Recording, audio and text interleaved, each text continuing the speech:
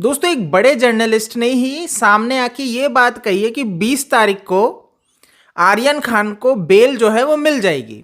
अब प्रश्न ये खड़ा होता है कि आखिर जज साहब जो कि ये कह दिए हैं कि एनसीबी ने जितनी भी सारी चीजें रखी, ड्रग्स चैट्स, ये सारी चीजें, इसको अभी पढ़ा जाएगा, उसके बाद 20 को वो जो ये बेल लिया है इसके ऊपर डिसीजन लेके सुनवाई करेंगे।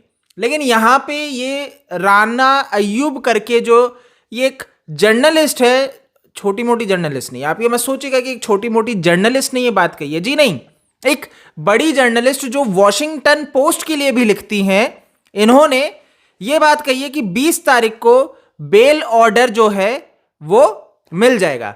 और इतना ही नहीं, वो यहां पे ये भी कहती हैं कि मोदी जी जो हैं वो एक बड़े सुपरस्टार, इंडिया के एक बहुत बड़े सुपरस्टार के पीछे पड़े हैं, और उसके पीछे का कारण ये है जितने भी लोग हैं अगर मोदी जी से सहमत नहीं है तो उनको लाइन पे लाने के लिए ये सारी षड्यंत्रबाजी की जा रही है।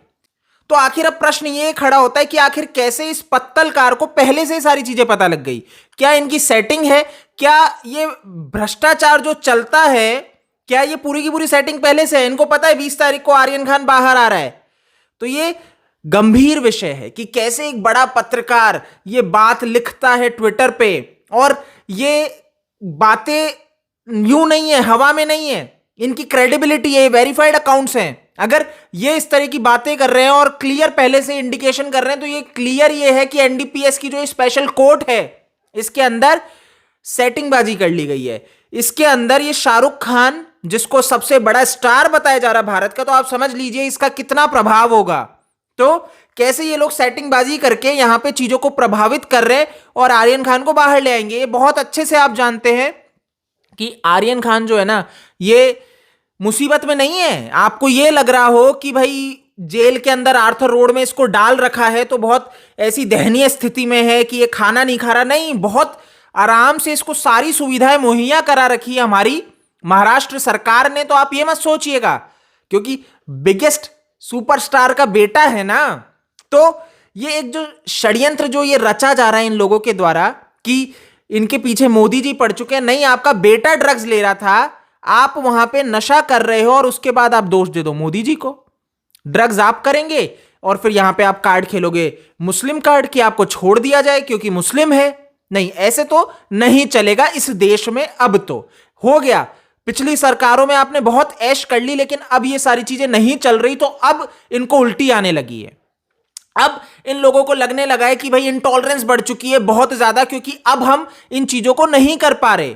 ये समझने वाला विषय है दोस्तों, जिसके ऊपर ये पूरा का पूरा है। तो अब प्रश्न यही खड़ा होता है कि आखिर महाराष्ट्र के अंदर क्या बैटिंग हो चुकी है? सारी सेटिंग इन लोगों ने बैठ के कर ली है कि ये पहले से बोलना चालू कर दिया इन लोगों ने कि ठीक है। देखिए, मैं आपको एक और बात बताऊं, इन लोगों का बहुत अच्छे से सीन है।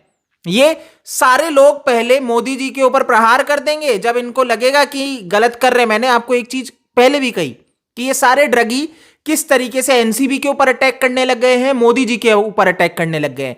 कल को अगर ड्रग्स इनके घर में मिल जाएगा और ये कहीं पे ड्रग्स लेते हुए पाए गए, इनको गिरफ्तार करती है एनसीबी, तो कह दिया जाएगा मोदी जी, क्योंकि मैंने आपके ऊपर कभी कहा था, क्योंकि मैंने एनसीबी के ऊपर कहा, तो मेरे से भाई बदला निकाला जा रहा है, मुझे इसलिए पकड़ा जा रहा है।